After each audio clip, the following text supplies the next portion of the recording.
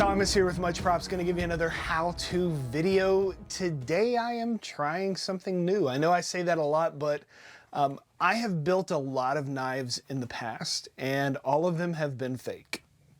I mean, they were real in the sense that they were made out of things, but they were not made of metal and wood and real legit things. So my wife bought me a bunch of stuff at Christmas time, and I am working my way through a couple of the things that she bought. In particular, she bought a lot of random kits of things, and she bought me this. Now, I'm not sponsored, obviously, by this. This was a gift given to me at Christmas, but it is a knife kit. It comes with a blade that's already been cut and sharpened and shaped. It comes with some blanks for the handles so that you can customize it, and then that's pretty much it. There's no set of instructions on how to put it together, so I'm going to kind of have to figure that out myself, but I watched tons of knife making videos and probably can mess it up as I go, so that is the game plan. Today we are building a real Damascus knife with rosewood handle, and hopefully it turns out awesome, because just that description sounds pretty cool. Let's get to building.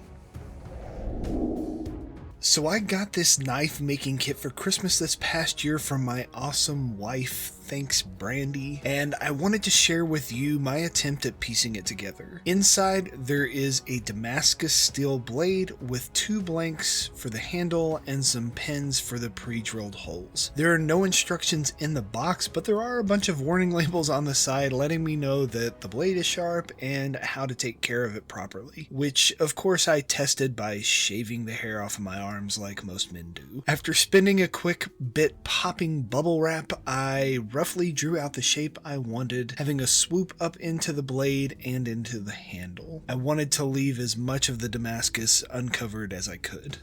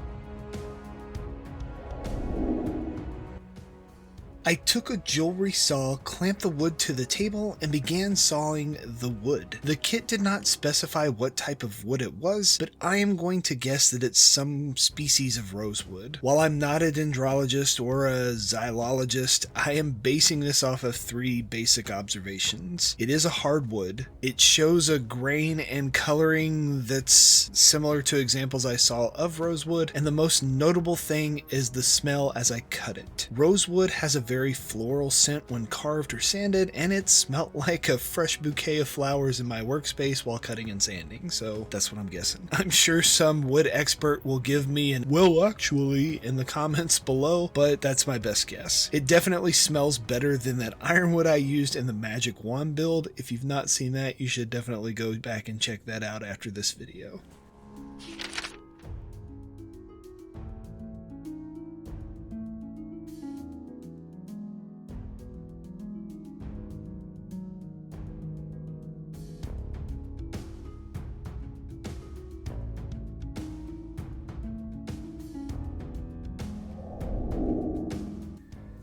With both blanks carved out to their rough shape, I wanted to go ahead and drill all the holes to make it line up with the pre-drilled holes in the blade. Most people probably would have paid attention to all the holes when deciding how the handle should be shaped, but I like to throw caution to the wind and just focus on one part at a time, so you'll see there's a hole that is left uncovered. Oh well. I could plug it up if I wanted to with something, or cover it with another material to make it look less like there's a hole there, but eventually I just chose to leave it be.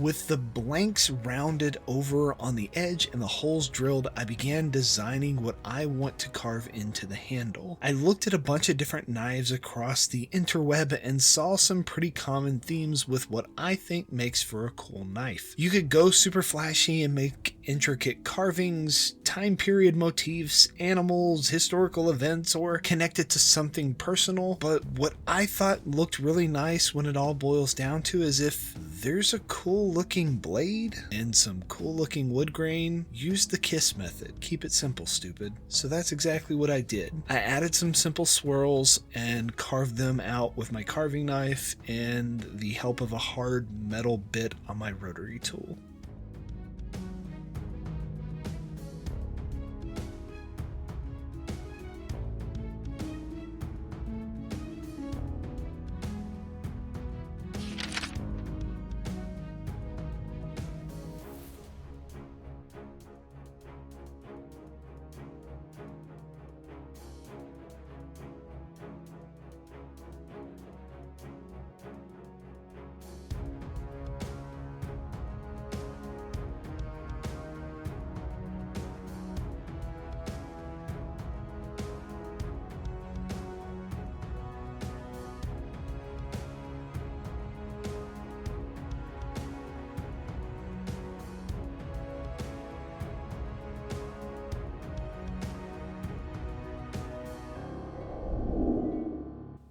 Once done with both sides shaping them, I decided it was time to sand it before assembly because I could reach parts more easily before they were glued down to the blade. I'm sure there are knife makers out there that probably are screaming at the TV telling me there's a more efficient way to do these steps. For some people it may be a bit intimidating to just start off with a build not having instructions and learn as you go, but I know personally that I learn the most by getting my hands dirty and messing up. Sometimes you learn better from your mistakes than you do from just following somebody else's guidelines. My rotary tool sander pass, I believe, was at like 120 or 180 grit sandpaper. So I'm going to start from there and work from 240 to 320 to 400 to 600 all the way up to 1000. Sanding is a long process that can be boiled down into you're leaving scratches on the work surface and removing them with the next finer course. Eventually these lines disappear to the visible eye and you're left with a smooth finish to the touch.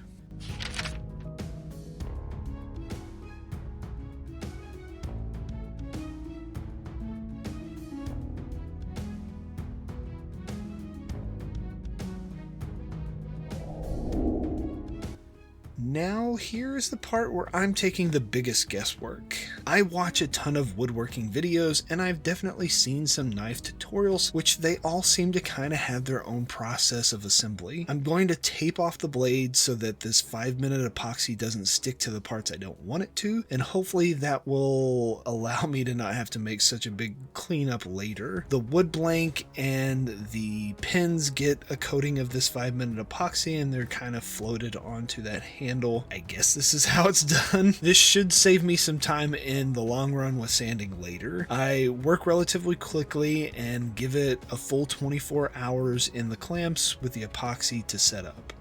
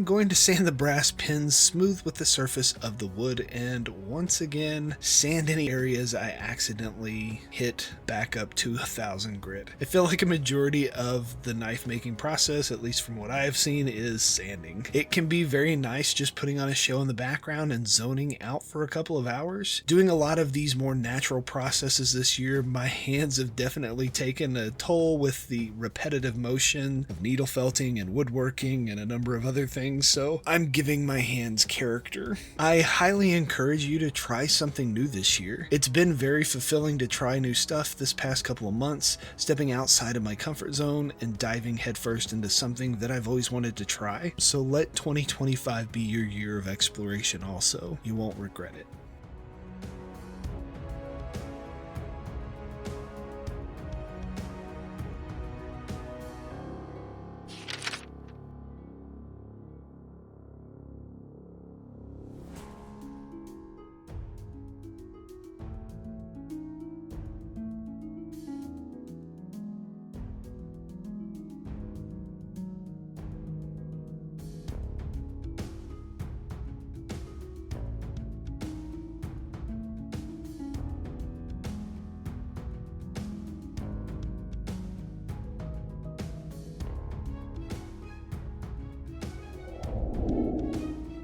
I'm sure I could shellac the mess out of this or hit it with some kind of unnatural super gloss coat to make it shine forever, but I'm really enjoying using this citrus infused mineral oil and wax combo with the wood builds I've done lately. It's a more natural finish and smells great. A little bit of this stuff goes a long way, and because I decided to buy a large bottle of both the wax and the oil, I'm definitely going to be working through this for a while. After letting the oil sit for a couple of hours and really soak into the wood, I move on to the wax coat second step.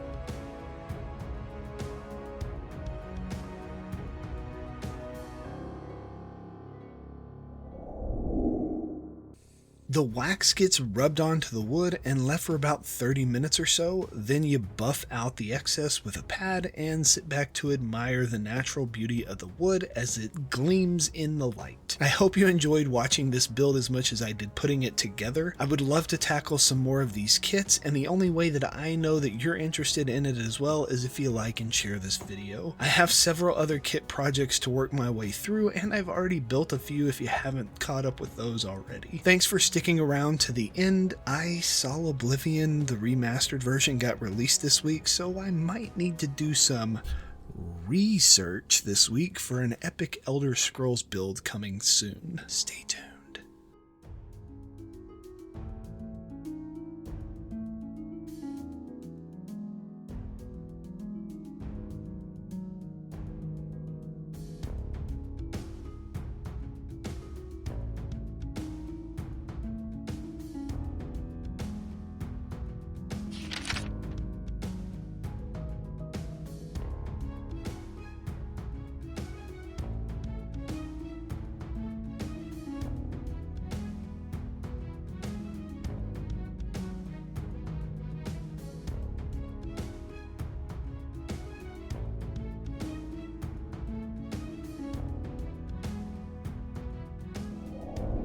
And we are finished. Here is the end result. Now, the case was already made for me. I could go in and make a custom one if I wanted to, and I probably might, just because this kind of seems a bit small. I want more of the handle to show if I'm going to display this on, say, a belt or something. But yeah, I was kind of intimidated when I first started, but as I went, I'm like, I got all these skills already. I've done this like hundreds of times in other different materials, so why not in this, in the real stuff? So yeah, I definitely am going to be looking for more kits and cool things like this to build. So maybe you will try and make one of these yourselves and impress your friends with your ability to buy a kit online, put it together, and it turned out to be something absolutely gorgeous. Yeah. Maybe you'll get some... Yay! And inevitably, they're going to ask you, how'd you make that? Give them one of these. Tell them, much props. It is a weapon, and I know I'm technically doing the little stabby stab, but it's real, and I don't want YouTube to demonetize me. Peace out.